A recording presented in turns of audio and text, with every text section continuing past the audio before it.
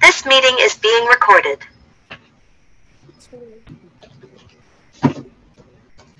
12, 9.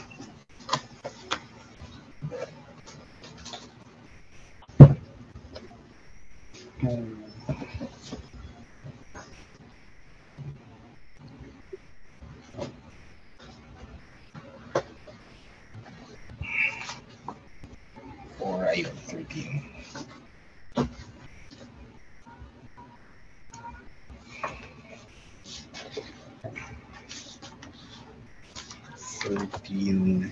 D 1.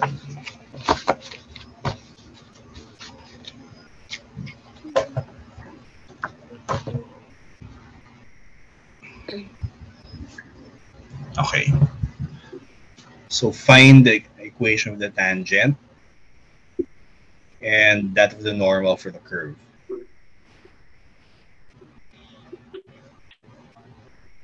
That's 5 squared of 3 over 2. So ito yung tangent. Yung normal, okay, negative x over 5. Okay, sige. Yung next,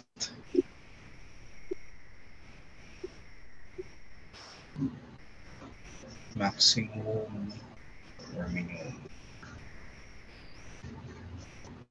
So,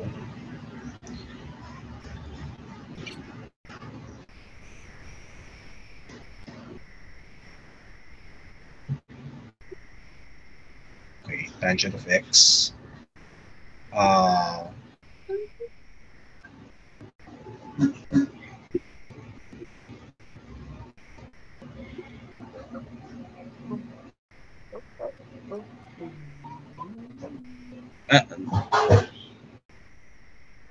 Teka. Okay, so yung negative hindi included.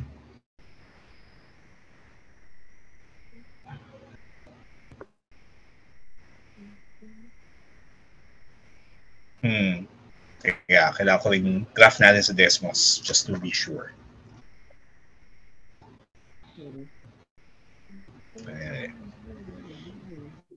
Negative 3. Teka, sorry, check ko lang yan, no? Sorry, huwag muna.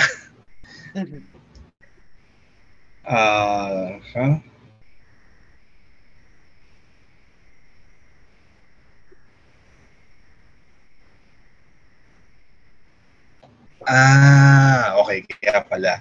Iba yung solutions natin. Hindi, tinatry ko kasi interpret eh. Paano yung ginawa mo?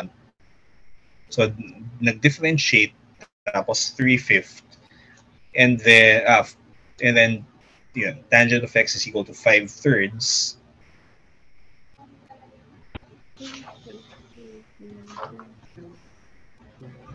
Tapos x is 2.111 radians. Okay. Ngayon, pwedeng paki-graph yung 3 cosine of x minus 5 sine of x. So y equals ganyan.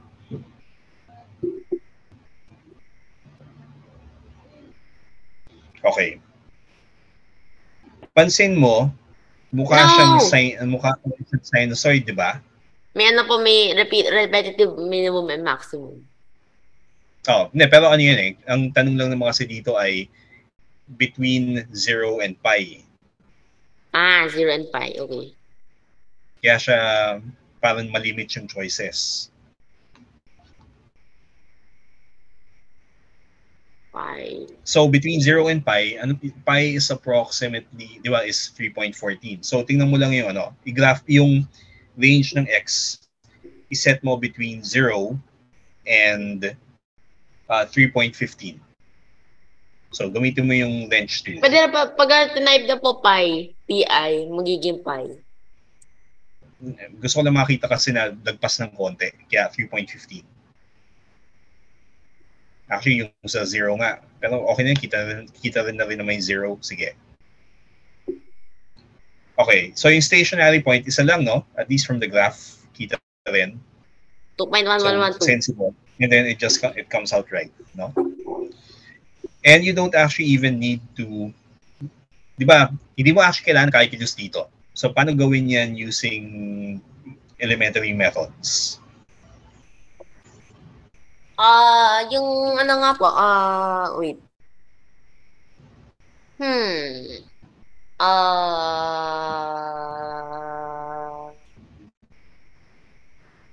Minimum and maximum.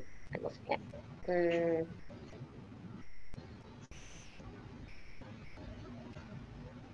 Paano kaya? Paano kaya mo? Ganito. Tingnan mo yung initial function, y equals 3 cosine of x minus 5 sine of x. Tapos tingnan mo yung last section ng chapter 8 or chapter 9. Sige, tingnan mo yung book.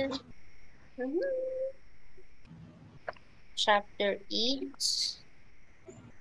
80. It's either 8 or 9 eh. Basta last section yun eh.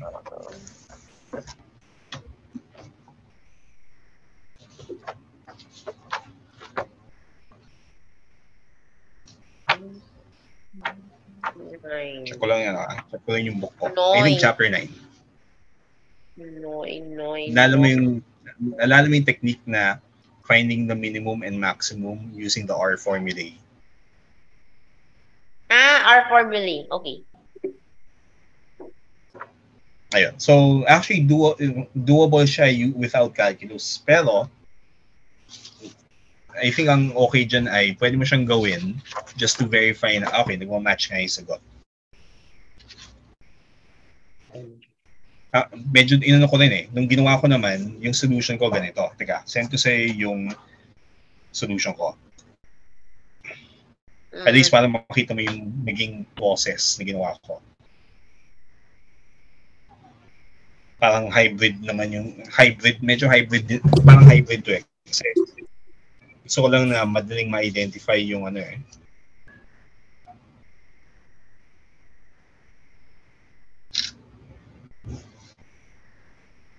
Send ko sa messenger. Tingnan mo.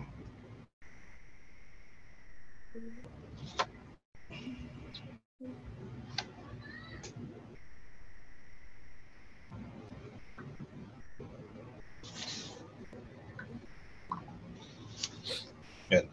Hindi ko na pwede na yung buo para lang makita mo ano yung approach.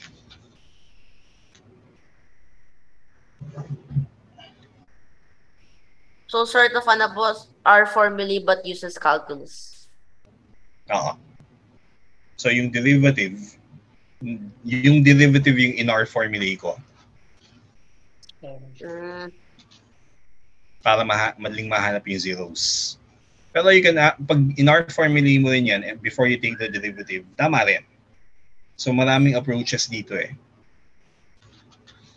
In fact, kahit yung method mo, hindi mo kailangan talaga ng R formulae, di ba? Aba. Okay, so punta tayo dun sa yung sa next question. After ma-scan mo lang yan. Yung next page niyan, yan yung verify ko na, okay, yung second derivative positive. Aba. Sige, patingin yung next, number 3.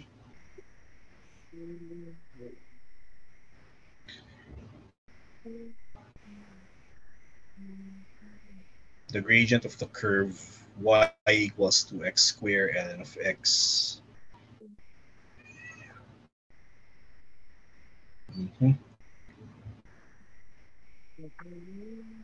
So, 2x minus 2. Okay. Sige. Yung next, patingin.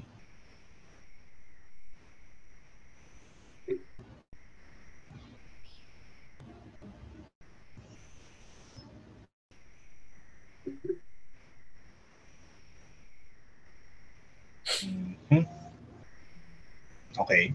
Sige. 2x plus 1. Sige. Next.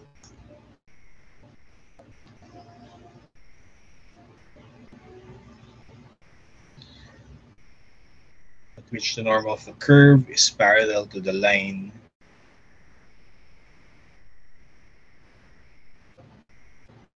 tapos, teka, So dy dx is negative.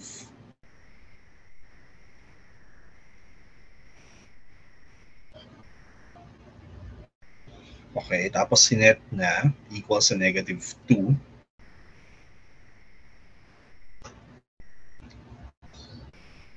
Y equals x over 2 plus. Kasi, so yun nasa ilalim yung reason bakit negative 2 yung sinet na derivative. Okay. Sige, number 6. Although yung sa number 5, I think kailangan mo siyang i-expand pa ng konti for your reader. Kasi medyo, cryptic yung, ganito. Sige, balik tayo sa number 5. So, this mostly about writing rather than about kung tama yung solution. So, ang pwede mong gawin, di ba, sulat mo, di ba, kinalculate mo na, ito yung derivative. So, yan yung first na line. Yung next, yung condition. Normal to the curve is parallel to the line. So, pwede mong gawin, consider the line 2y minus x plus 7 equals 0. Set up mo siya in point slope form. And then, since the slope of this line is, so identifying slope, then the slope of the normal to the curve is ganito. And then, therefore, the gradient of the tangent of the original curve is, para lang naiintindihan na nagbabasa. Pero iano ko na sa'yo yan, na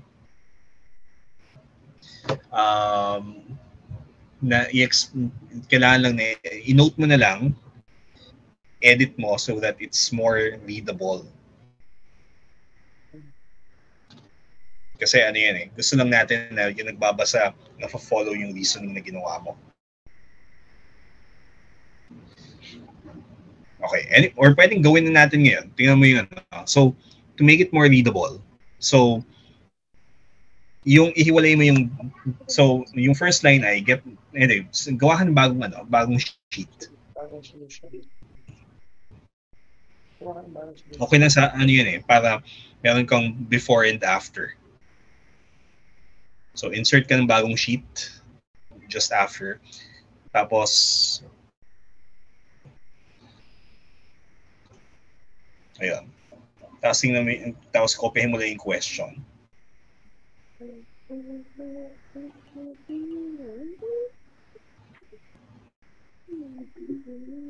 Okay, so yung first line, ano yung derivative ng y with respect to x? So, dy dx is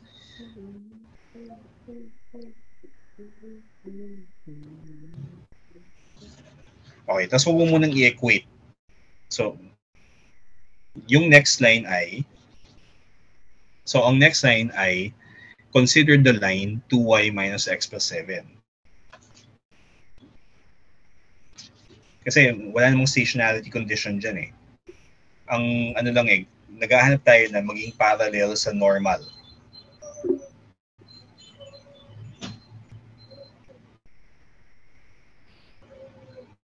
Okay, ngayon, or pwedeng ganito gawin mo. If dy dx is that, anong slope ng normal? Then, the slope of the normal is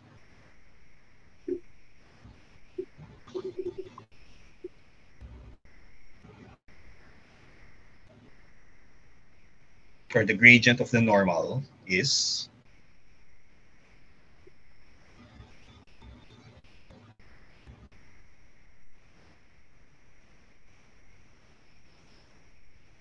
over 2. Ayan.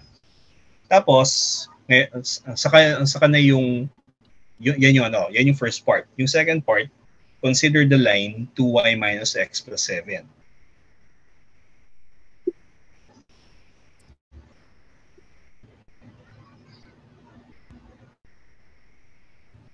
Okay. Ngayon, in point slope form, ano yan?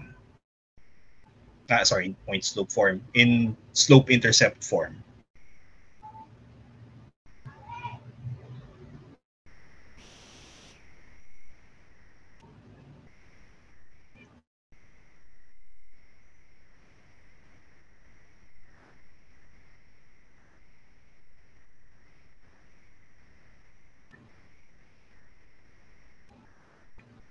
X over 2.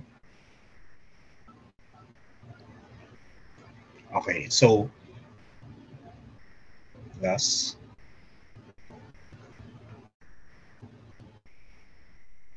half if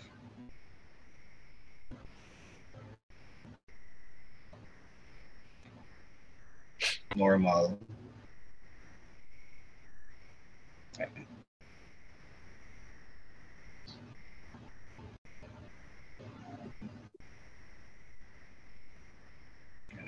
sorry, yung ano niyan ay, so M normal is this. Ngayon, bakit mo nasabing M normal is this? Yun yung, so just before that, steps. Kailangan mong i-justify na since the slope of this line is x, since the normal is parallel to this line,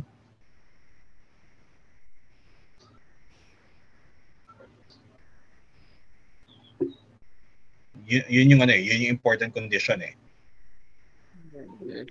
Since the normal is parallel to this line, M normal is also 1/2.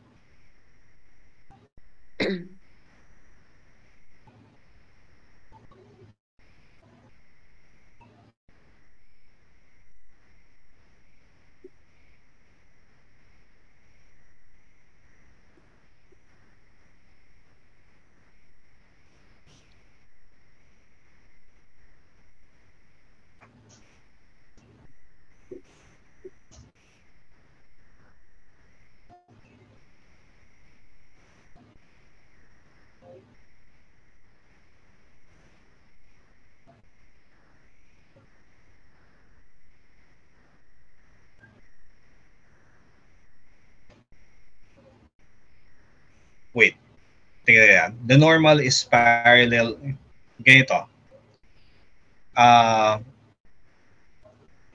Is equivalent to y equals ganyan. Yan yung equation ng, yan yung line na parallel yung normal, di ba? Since the slope of this line is 1/2. Wait. Okay.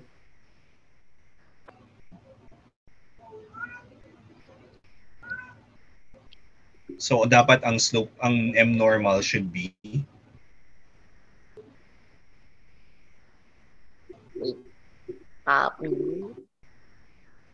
so it can't be -2. Parallel sila eh.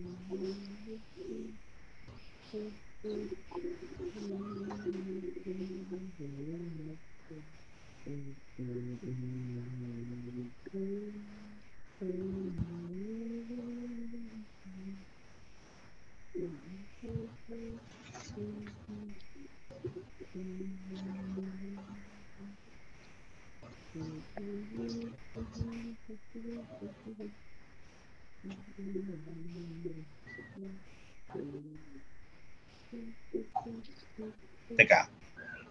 M normal, ganito. Anong slope ng normal? Di ba parallel dapat yung normal sa y equals x over 2 minus 7 over 2?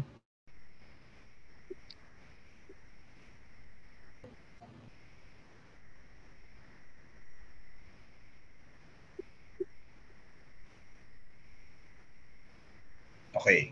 Ngayon, saka mo ngayon gamitin na, since M normal is 1/2, ano yung equation naman for x? Tingnan mo yung line. Di ba may expression ka na for the normal?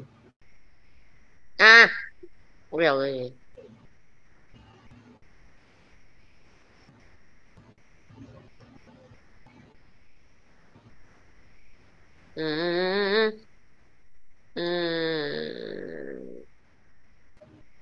Okay,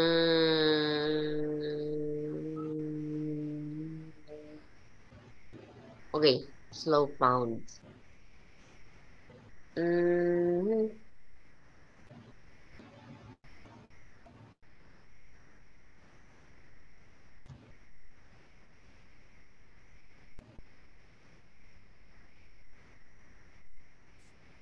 Mat.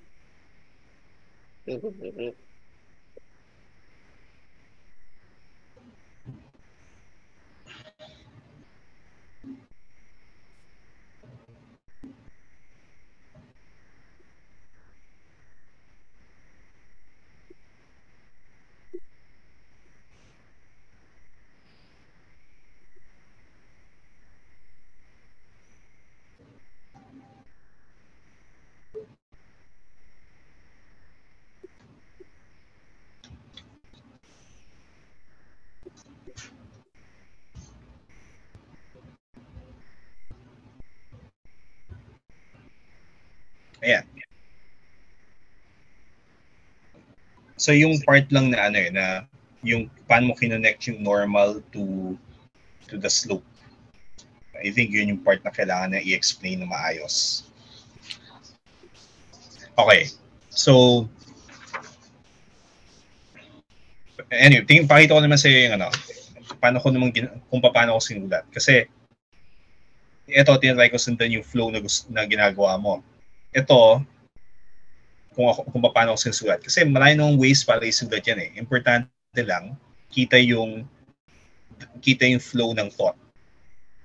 So, ito yung write-up ko. Para kung gusto mo para ma-compare mo.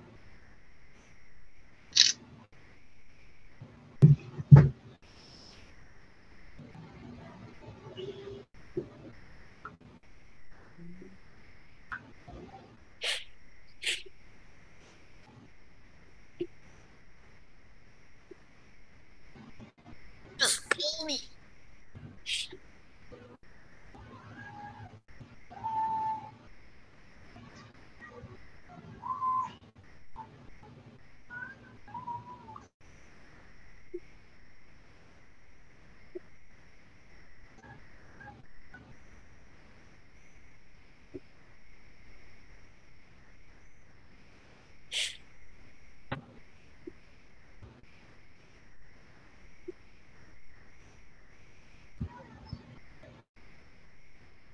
Ano siya eh.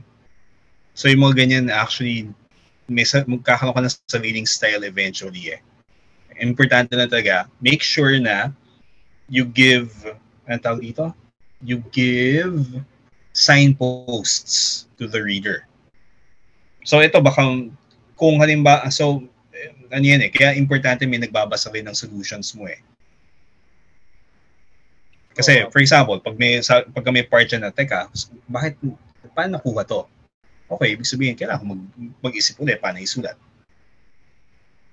Kaya siya, it's in that sense na kailangan talaga na hindi mo mahirap mag-aral, I think mag-math ng mag-isa eh. Na, because you need someone dahil sa writing part. Yung communication part ng math I think yung mahirap talaga. Marcy Hilbert po, di ba may pag ginawa po siyang parang isang volume, proving lang po 1 plus 1 equals 2. Yun, wala pong words yata po yun eh. Puro symbols yun. Alam ko may action, may mga extreme mathematicians na tinatry lang gawin na walang words, everything in symbolic form.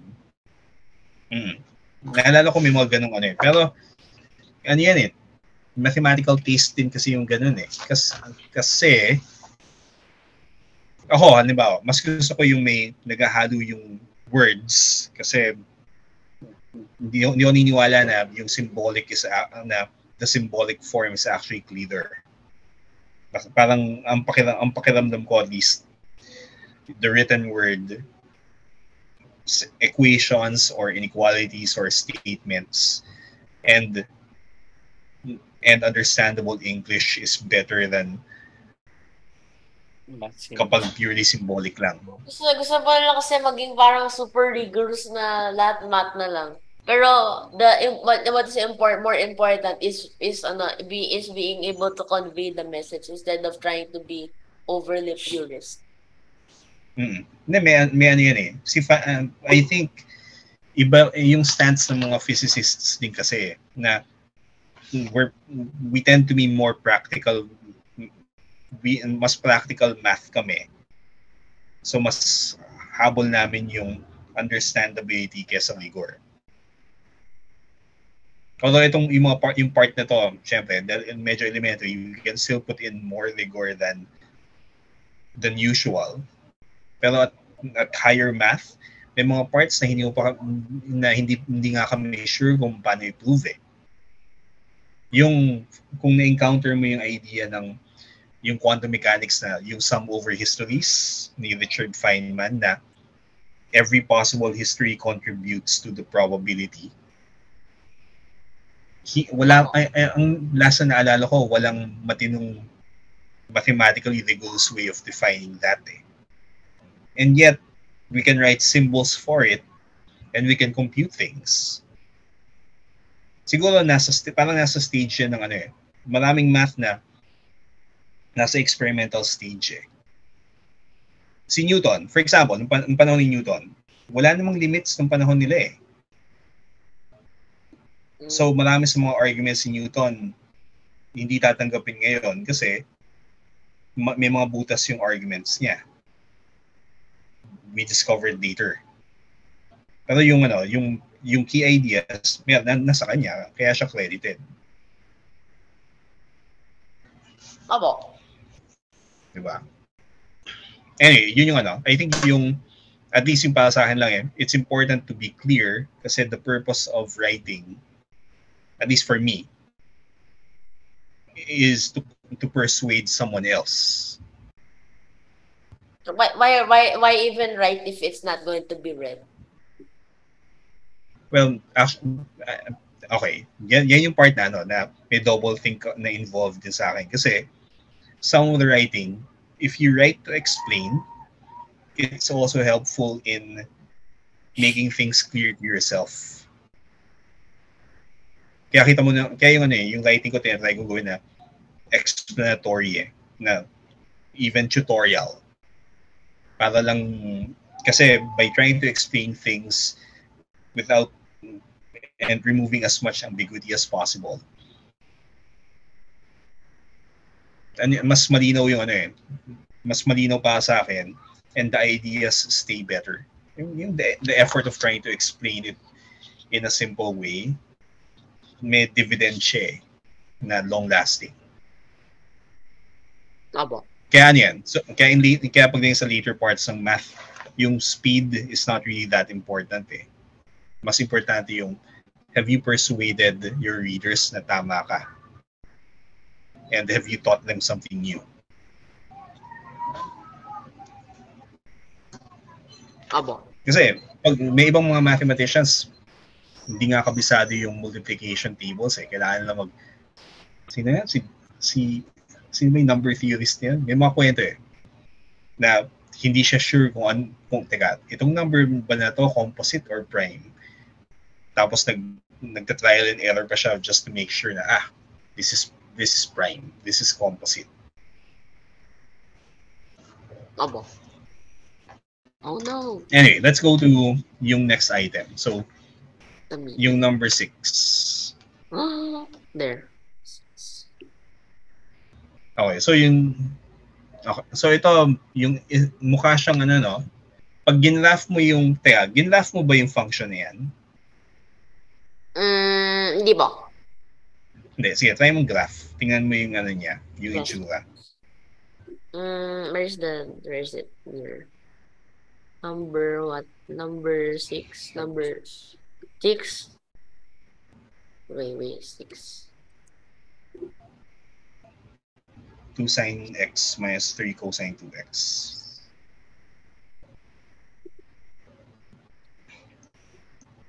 Wow. 4x is ano? Tapos ano yun? Find the rate of change when x equals pi over 6.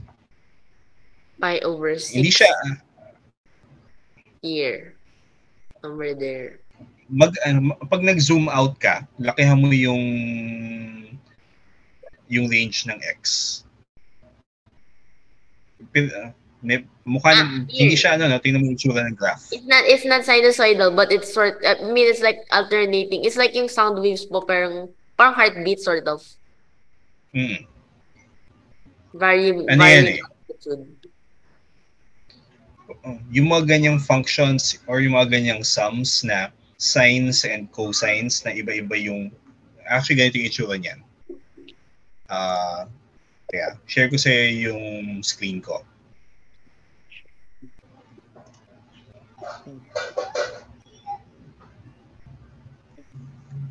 Magaling niya sa Tapos share screen, window. Ayan. Kapag meron kang, it turns out, pag meron kang arbitrary function between 0 and 2 pi, so ito, it turns out na any arbitrary function, well, almost every function na of practical value for us, kayang express as a series na a sub 0 over 2 plus sum from n equals 1 to infinity, a sub n cosine of nx plus sum from n equals 1 to infinity, b sub n sine of nx. So pag tingnan mo yung itsura ng na yan, yung case na yan ay a sub 0 is something, tapos tingnan mo yan, yung combination.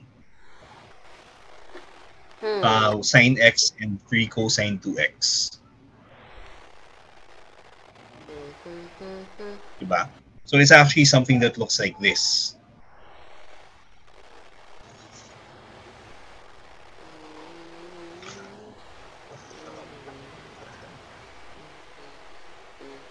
Kaya yung mga ganyang combinations, they're important kasi if you're modeling something na periodic with period 0 to 2 pi, kaya mo siyang i-express in this form. Ang tawag dito ay Fourier series. So yung nga po yung mga what do you call that? Yung arbitrary waves. Yung sound waves, white noise, ayun. Yung white noise, pwede po i-graph yun. You can graph it as a pwede mo siyang i-express as a Fourier series if you have kung let's say may circle, it's parang pendulum, pero fixed po yung hindi siya pendulum to say parang fixed yung ganun yung string, tapos umiikot siya to form a circle. Tapos pwede po sort of a Fourier series yun. So you can make any possible drawing. I think may ganun talaga na kaya mong i-express yung mga pendulum. Pwede ka kung i-treat mo na, hindi ko maalala pero alam ko may Fourier series method for drawing shapes But I'll have to look for it. Hindi ko siya in passing lang yan Pero yan, importante yan sa waves. So yung example na ganito, yung y equals 2 sine x minus 3 cosine of 2x, yung isang application yan, kapag may wave ka kasi, so for waves, yung pinaka-simpleng wave ay a sine of some constant times x minus omega t. So ito, pero ang nangyayari, para makita mo yung behavior ng wave, i-graph mo yan for different times. So for this one, this will look like a sine wave na traveling to the right. Para makita mo mag-evolve yan, titingnan mo yung graph na yan. So gina-graph mo yan for instant by instant. Hindi, tingnan mo. So parang nga pong drawing. So, kasi di ba yung a wave is something that propagates not just in space but also in time. So, Opo. pag ginraph mo yung, for example, pag t equals 0, mawala yan. So, may sign ka lang na the usual sign shape ang makukuha mo. Isa Pag pong instant. nagbago ng konti yung t, uurong yan. Or mag-shift yung pattern ng konti. Anyway, babalikan natin yan. Pero yan yung ano, kaya for example, ito, kaya natin hinahanap yan. For example, tingnan mo yung shape din ng wave na yan. Kung water wave yan, pwedeng i-represent ng y yung height. Tapos yung x, yun yung position. Tapos makikita mo, may isang part na may peak. Tapos may big peak at may little peak. Kasi nakita mo yung graph, di ba? Opo. Ayun. So, hindi talaga siya representable as a single sign. It's going to be something more complicated, which looks like a Fourier series. Opo. Tsaka na pala po, yung sine wave, curved po siya, diba? So, technically, yung heartbeat po is not of, can it be expressed as a sign? Kasi, isa pong ganun yun eh. Isa pong happening at a specific Hindi siya, it's going to be a series. May Pero mga nga po, ano yan eh. pwede ba po siya, can you make the sign infinitely sharp, sort of? Gusto mo ng function na zero everywhere except at a particular, at sa isang point na magiging super sharp siya. Ito, para po siyang triangle. Pointed. Pwede. Pwede. Nasa ano naman yan eh. Yung Fourier series versatile siya na it can represent almost any shape between 0 to 2 pi. Nabo. Anyway, sige. Tuloy natin tong ano, yung tuloy natin yung ginagawa mo. So, balik tayo dun sa so stop sharing muna ako. Para makita ko.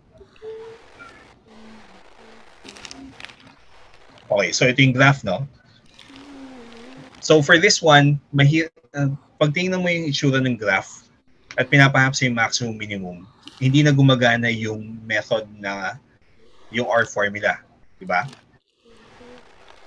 So in this case, the advantage goes to calculus. Or the more primitive method, graph talaga. Pero nung wala pong calculus, so nung magpapahanap siya ng ganito, i-graph po yun isa-isa. Or was there a method before our formulas, kahit na ano pa? Was there even a method to at least simplify it? Hindi, I think yung graphical method kasi na-invento siya nung, di ba yung XY coordinate system na-invento ni Descartes around, I think mga 1500s yan or 1600s din eh. So hindi ganun kalaki yung pagitan ni Newton at ni Descartes if I remember right. So before graphical methods po? Before graphical methods, geometry, yung method na ano. Oh no. Paano po yung geometry yun? Yung geometry po. Kaya ang laking advance nung calculus at saka nung analytic geom eh. Kasi kaya mong Okay, just national calculus, further applications of differentiation. Start with number 1. Exercise 13D number 1 from National NSAM, New Syllabus of Additional Mathematics by Shing, the 9th edition. It's a Singaporean book. Careful, what's that? Bro, Niven. Sorry, YDX.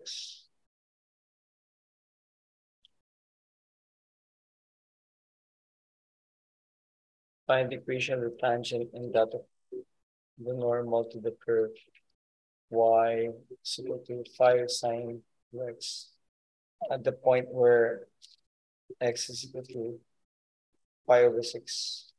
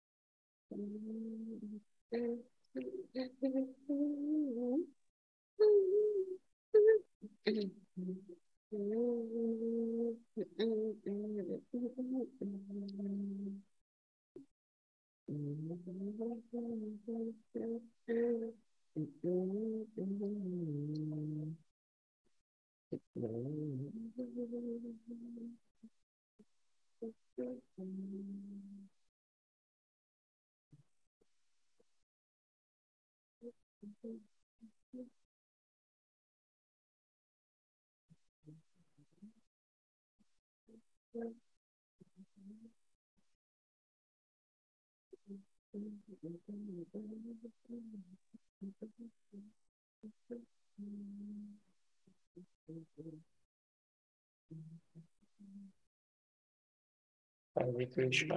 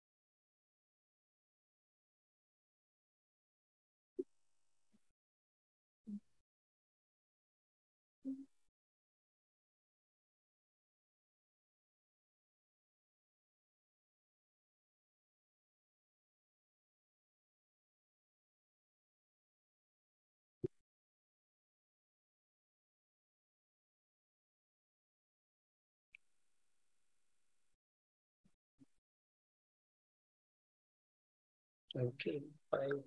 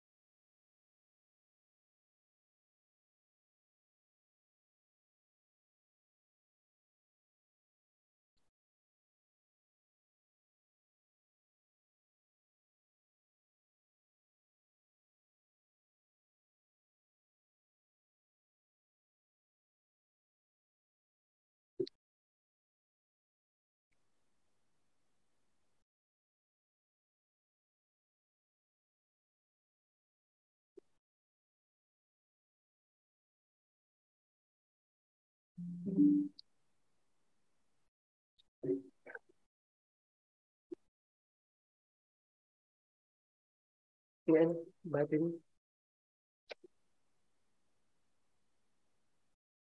Yan. Ano yung battery? Are you charge?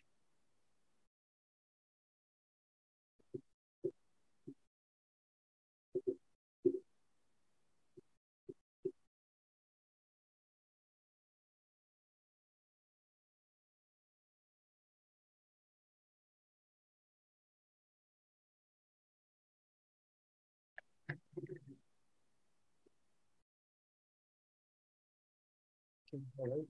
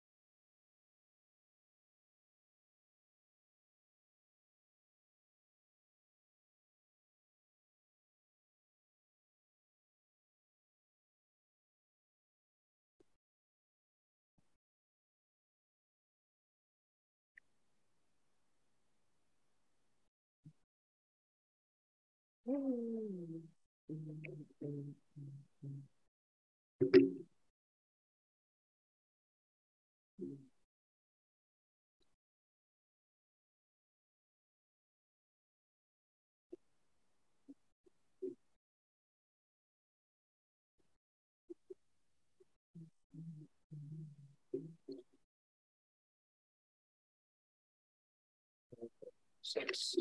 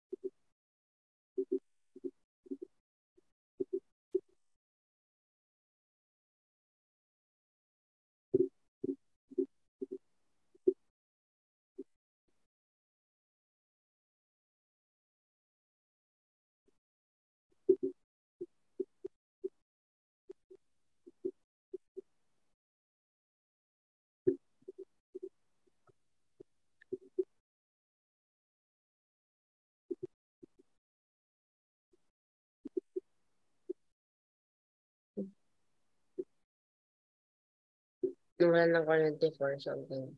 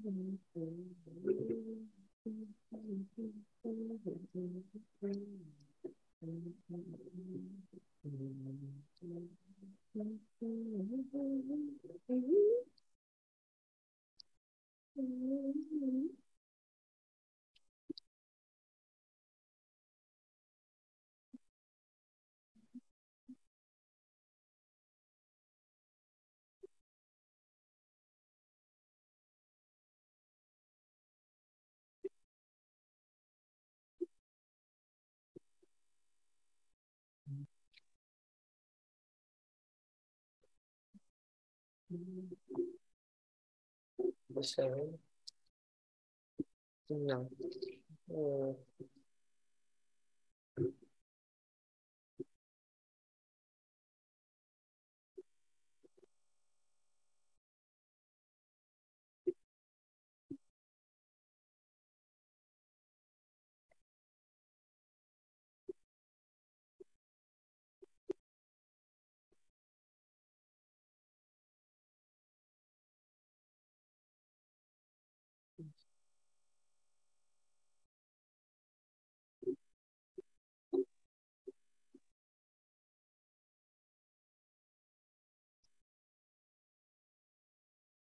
Yun.